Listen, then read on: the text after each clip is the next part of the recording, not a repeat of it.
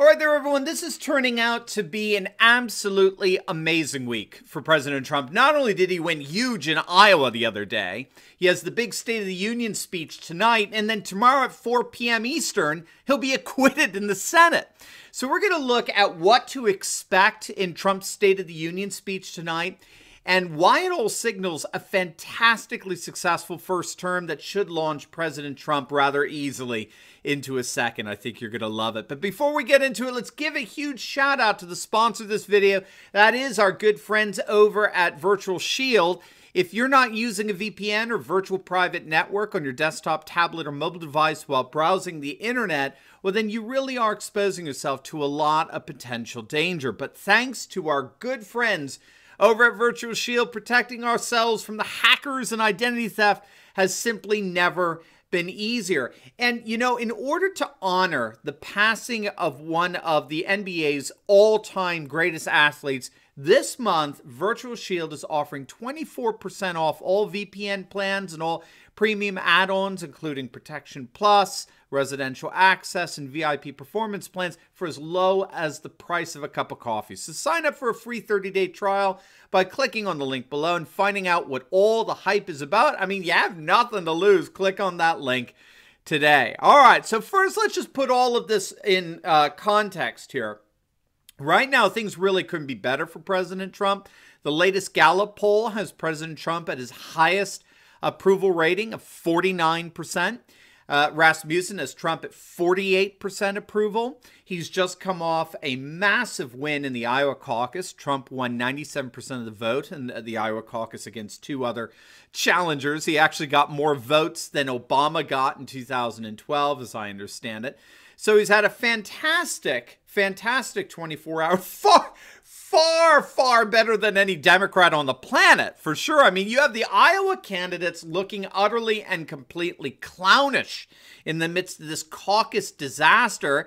And then back in D.C., you have Adam Schiff melting down. He actually, I don't know if you heard about this, but he actually claimed that Trump could use Alaska as a bargaining chip with the Russians for support in 2020. I kid you not. As part of his closing arguments, Schiff, this borderline illiterate, actually made the wild accusation that if Trump wasn't convicted, he could end up selling Alaska to Russia. I mean, how anyone could take this guy seriously. I just don't even, I don't even know where to begin. We're on different universes. So Trump is flying high right now, and the Democrats are quite literally crashing and imploding. Not even the Marxist media can prop them up at this point. So that's the context for the State of the Union speech tonight. Things really could not be better for President Trump. And so what I thought I'd do is give us a bit of an analysis guide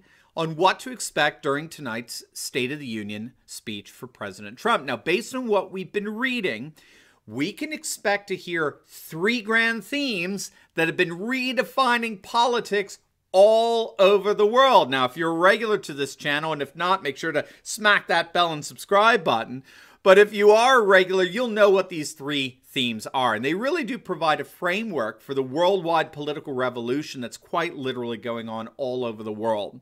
Trump will be addressing three forms of security: border security, economic security, and, you know it, cultural security, right?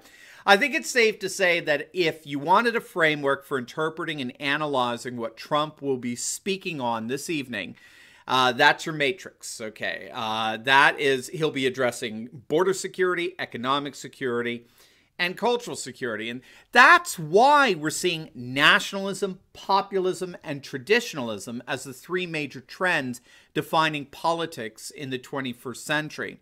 Nationalist populist sentiments are sentiments that reflect deep concerns about immigration and the lack of border security, which feeds into a profound sense of economic security that sees the overall economy benefiting our globalist elite and the wealthy at the expense of the worker and the middle class. And this, of course, this explains why Bernie is doing so well in the Democratic primary. He's the left-wing populist version of this trend, this larger trend of economic insecurity. And then nationalist populist sentiments include a profound sense of cultural insecurities where one's culture and neighborhoods and indeed nation are changing in ways considered detrimental to the future of our society. So as we like to say on this channel frequently, right, concerns about border insecurity, economic insecurity, and cultural insecurity are now the defining features of this mass turn to right-wing traditionalist nationalist populism that we're seeing going on quite literally throughout the entire world. And that's precisely what we could expect to see with Trump's speech tonight in terms of the three major frameworks around which the speech will be organized. Keep in mind, too, as President Trump is demonstrating here, the political right, the center right, has largely and successfully adjusted itself to these new political realities of security politics in terms of border security, economic security, and cultural security. And that's why we've seen the center right do so well in most elections throughout the world. The political right has been able to utterly dominate wherever these concerns for border economic and cultural security reach a certain level of saliency or prominence. The political left, on the other hand, they frankly have yet to come to terms with this. Simply put, the center left hasn't come to terms with this new political order. Certainly not in the way that the American right or increasingly the European right has. But now we do have a bit of a window into what to expect this evening based on what Trump's spokespersons are saying. They're saying that it's going to be an incredibly optimistic speech, which is so good to hear because that's what we're all about on this channel. A new conservative age is rising. We're told that the speech is going to have 4 or 5 themes. President Trump will focus on illegal immigration.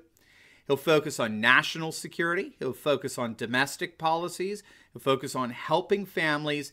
And he's going to focus on what he's calling the blue-collar boom, which is very much the result of the trade deals like the USMCA and the Phase 1 of the China trade deal.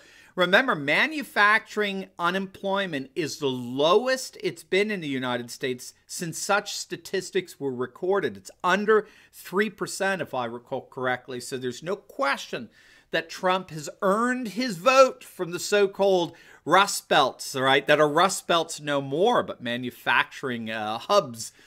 Places like Iowa, Michigan, and Pennsylvania, Wisconsin, states which voted for Trump, but hadn't voted for a Republican president since the 1980s. Just to give you an insight on what he's going to be looking at with illegal immigration, I think it's going to be very, very powerful.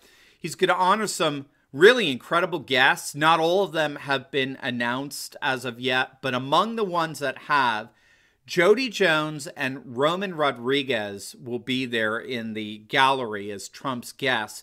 Now, if you don't know, their brother was killed by an illegal immigrant in California.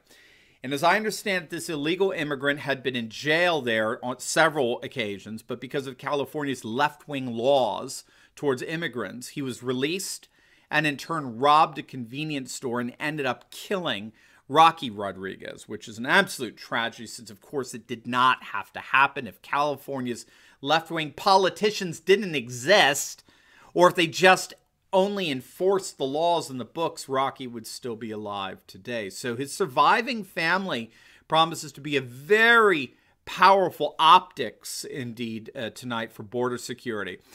We also did a video I think you'll really like on illegal border crossings having gone down by 90%. You'll definitely want to check that video out by clicking on the link. I'll link it down below for you as well in the pinned comments section. I have no doubt that Trump will be touting those kinds of statistics. 90% drop in illegal border crossings as well as progress on the wall. So we're going to see a focus on border security, and we're going to see a focus on economic security, particularly with the blue-collar boom. And I'll also be curious to see how he focuses on cultural security, which generally involves things like pro-life policies and the general protection of our nation's culture, customs, and traditions. We'll have to wait to see on that one. I don't have any insights on that as of yet. Of course, cultural security is indirectly touched on whenever Trump focuses on border security, since open borders significantly impact a change in demographics, which impacts adversely local customs and cultures. Most obvious element of that being the traditional language of a nation or region going through massive change. On top of that, I wouldn't expect that much interaction or surprise with Nancy Pelosi or even Trump mentioning impeachment. He knows that people want to hear what he's done for the country and what he plans on doing. So I think he's going to ignore impeachment and more or less be cordial to Pelosi. It's actually Pelosi. I don't know what she's going to do. She's going to roll her eyes or do one of her stupid seal clappings there, sit there like a buffoon watching her entire impeachment circus implode before her very eyes. Remember, at 4 o'clock tomorrow, Trump will be acquitted. The impeachment fiasco will officially and formally be over, and the Democrats will have failed. We'll do a video on that. And the Iowa caucus disaster, of course, is a perfect symbol of that implosion. So it's been a fantastic week for President Trump. 97% of the vote he won in Iowa. The Iowa caucus against 2 other challengers, getting more votes than Obama. Then tonight he has this awesome State of the Union. And then tomorrow at 4 p.m. Eastern, he'll be acquitted in the Senate. So, yeah, not a bad week for an absolutely amazing president. Now, before you go, speaking of Iowa, we did just load up our video on the Iowa disaster for the Democrats. It was utterly humiliating. And what we do is we take a look at an election forecasting model that shows that we have every reason to be confident that President Trump is going to win big in November. It's going to make your day. So make sure to click on the link and I'll see you over there. God bless.